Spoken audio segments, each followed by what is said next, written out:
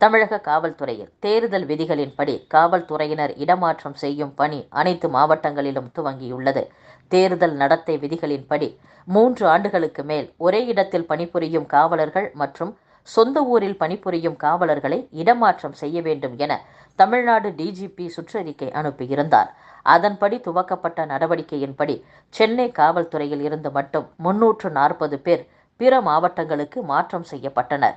மேலும் தமிழகம் முழுவதும் பல்வேறு மாவட்டங்களில் இருந்து தலைமை காவலர்கள், முதல்நிலை காவலர்கள், 2ஆம் நிலை காவலர்கள், பெண் காவலர்கள் என மொத்தம் 1847 பேர் இடமாற்றம் செய்யப்பட்டுள்ளனர்.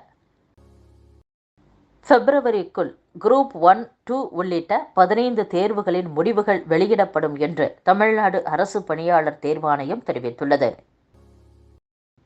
14வது முறையாக அமைச்சர் செந்தில் பாலாஜிக்கு வரும் 11ஆம் தேதி வரை காவல் நீட்டிப்பு செய்து நீதிபதி உத்தரவிட்டுள்ளார்.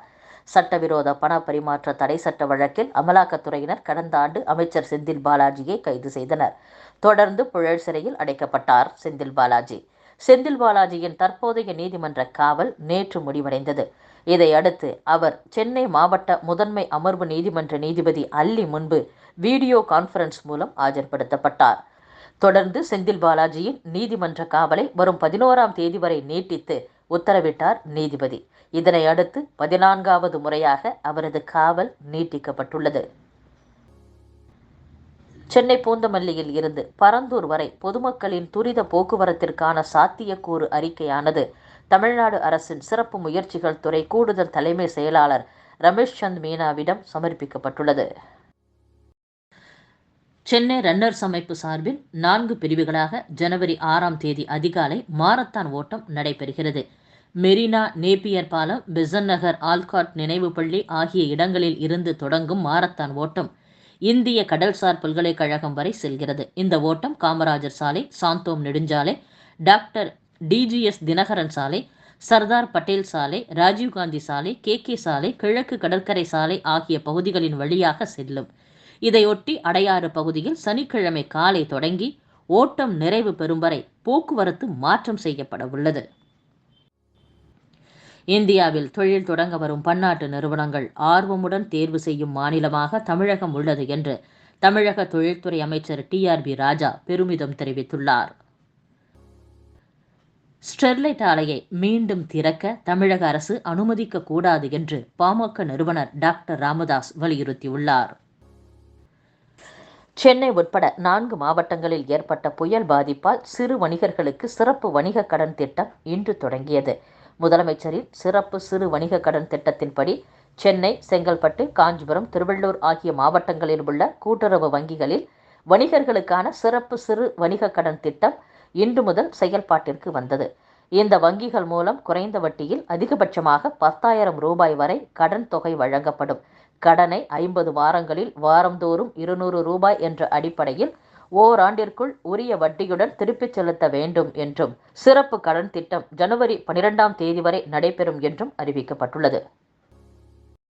கொரோனா தடுப்பூசியால் மாரடைப்பு ஏற்படுகிறதா என்பது குறித்த ஆராய்ச்சியை விரிவாக முன்னெடுத்துள்ளதாக மக்கள் நல்வாழ்வுத்துறை அமைச்சர் மா. சுப்பிரமணியன் தெரிவித்துள்ளார். தமிழ்நாடு நகர்ப்புற வாழ்விட மேம்பாட்டு வாரியத்தால் கட்டி முடிக்கப்பட்டு விரைவில் திறக்கப்படவுள்ள குடியிருப்புகளை அமைச்சர் தாமோ அன்பரசன் ஆய்வு செய்தார். சென்னை தீவுத்திடலில் பொருட்காட்சிக்கான ஏற்பாட்டு பணிகளை சுற்றுலாத்துறை அமைச்சர் ராமச்சந்திரன் ஆய்வு செய்தார். தாம்பரத்தில் மனிதநேய மக்கள் கட்சி சார்பில் நடைபெற்ற ஆர்ப்பாட்டத்தில் போலீசார் தடியடி நடத்தினர். இதில் பெண்கள் உட்பட சிலர் காயமடைந்தனர்.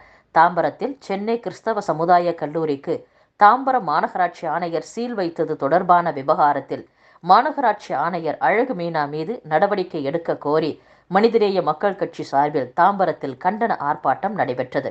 இந்த ஆர்ப்பாட்டத்தில் விடுதலை சிறுத்தைகள் கட்சி துணை பொதுச் செயலாளர் வன்னியரசு உள்ளிட்டோர் பங்கேற்றனர். இந்த போராட்டத்தின் போது போலீசாருக்கும் ஆர்ப்பாட்டக்காரர்களுக்கும் இடையே கடும் மோதல் ஏற்பட்டு தடியடி நடத்தப்பட்டது. இதில் பெண்கள் உட்பட சிலர் காயமடைந்தனர். போராட்டத்தில் ஈடுபட்ட 300 பேர் கைது செய்யப்பட்டுள்ளனர்.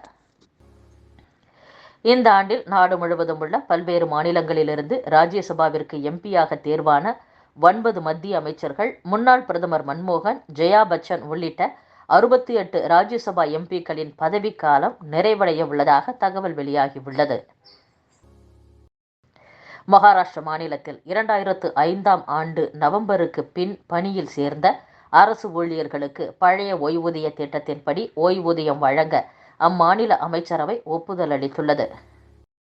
உத்தரப்பிரதேச மாநிலம் அயோத்தியில் புதிதாக கட்டப்பட்டு வரும் ராமர் கோவிலில் ராமர் சிலை பிரதிஷ்டை 84 வினாடி முகூர்த்த காலத்தில் நிறைவு செய்யப்பட உள்ளதாக ஸ்ரீ ராமஜென்மபூமி தீர்த்த கஷேத்திர அறக்கட்டளை பொதுச் செயலாளர் சம்பத் ராய் கூறியுள்ளார். மக்களவை தொகுதி மறுவரையின் போது தென்னிந்திய மாநிலங்கள் தங்களுடைய தொகுதிகளை இழக்க நேரிடும் என்ற அச்சம் எழுந்துள்ளது. இந்நிலையில் தொகுதி மறுவரையறையினால் அந்த மாநிலங்கள் பாதிக்கப்படாது என்று மூத்த மத்திய அரசு அதிகாரி ஒருவர் தெரிவித்துள்ளார்.